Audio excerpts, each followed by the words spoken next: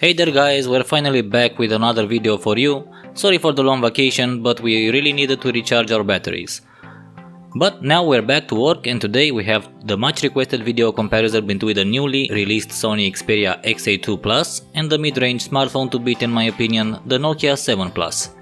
As usual, first we have the daylight comparison, and in a few days the lowlight comparison video will be released. We decided to include photos taken with the stock cameras for both phones, as well as photos taken with the third-party camera apps. For Sony we use the camera MX, as we discovered a few weeks ago that sometimes it gives better results for Sony phones, and for the Nokia 7 Plus, as you guessed it, the modded Google camera app has absolutely no competition. It is the best there is for this phone. So let's get straight into it.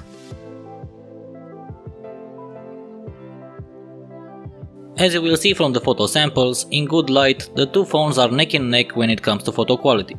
Sony Xperia XA2 Plus has a slight resolution advantage. 23 megapixel versus 12 megapixel photos yielded often better resolution, sharper details with less jagged lines. Also, Sony is well known in the mobile photography industry as having maybe some of the best natural colors rendition between the phone cameras. And the XA2 Plus is no exception, delivering great natural colors even if in comparison to Nokia photos they may seem dull and muted. Camera MX compared to the stock camera delivered in most cases almost the same results, but some of the times it managed better dynamic range, but with slightly softer details. Overall, great performance in daylight from the Sony phone, even with a stock camera app. I think it may have some of the new processing features from the Xperia XA2 compared to the old XA1.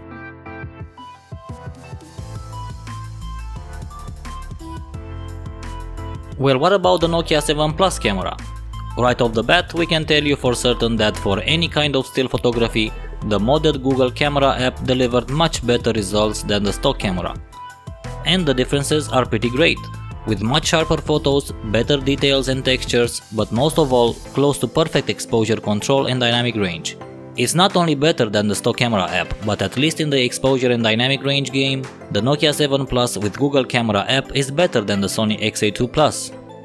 Also, thanks to the HDR Plus algorithms, the Nokia 7 Plus with the Google camera managed to outperform the Sony phone in terms of texture quality and detail, even if the pictures are not as sharp, having a much lower resolution of 12 megapixels. Colors are also more vibrant and for some, more pleasing than the ones from the Sony photos.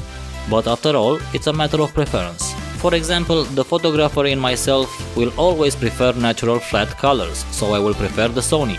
But on the other hand, my wife Ingrid prefers vibrant and punchy colors, so Nokia photos are better suited for her needs. Either way, you can count on not getting unrealistic colors like some of the more expensive cameras out there from Samsung or Huawei. For what is worth, the Nokia 7 Plus is also much superior to the Sony phone when it comes to portrait mode, especially with Google camera app.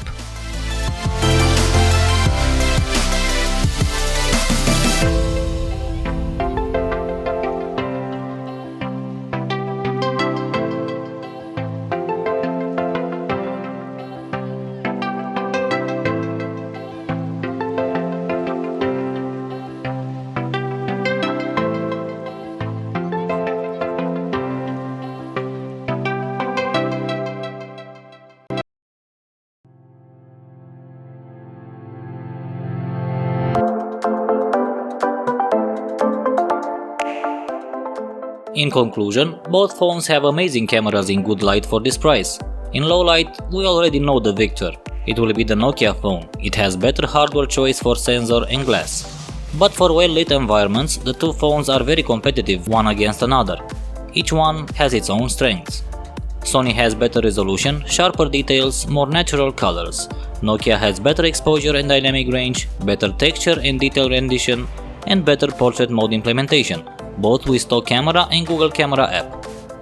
Until our low light camera comparison, enjoy the rest of our photo samples, and we wait you all in the comment section with your feedback and opinions. Good day to you all.